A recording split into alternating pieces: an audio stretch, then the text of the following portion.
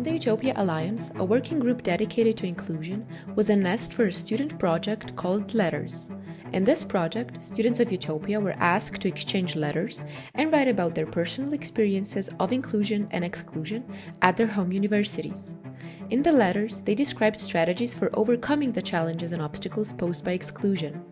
They reflect on more systemic ways to support diversity and foster inclusion, and present important questions such as: can universities contribute to a better future?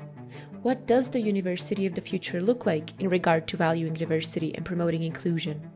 And most importantly, how can we get there?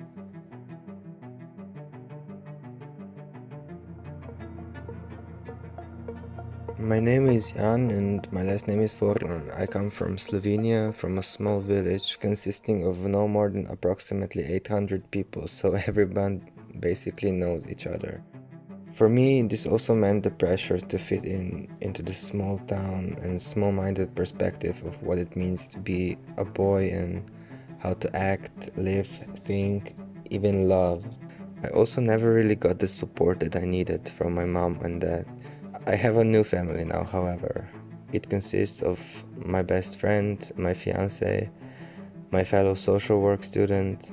These people helped me discover not just my sexuality, but also my gender identity. Talking about it really helps. So I'm really happy to share my story, my journey. My name is Nada Alicia, originally from Jakarta, Indonesia.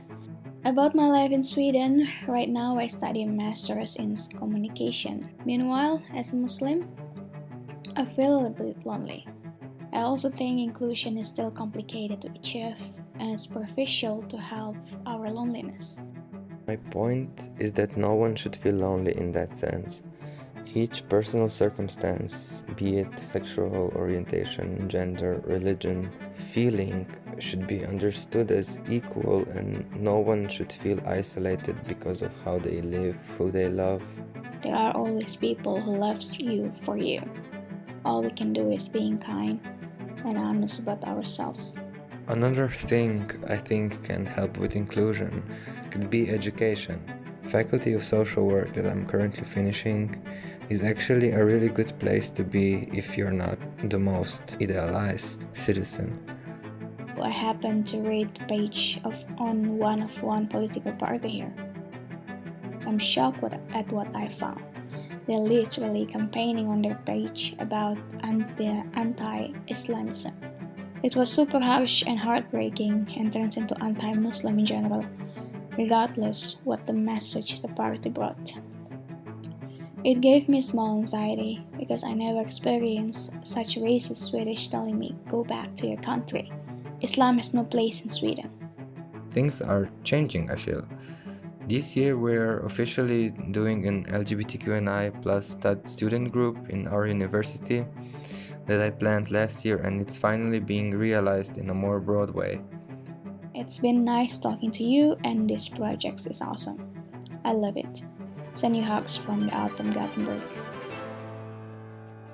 This, although a rather small project, showed to have significant implications for the University of the future as imagined by the students.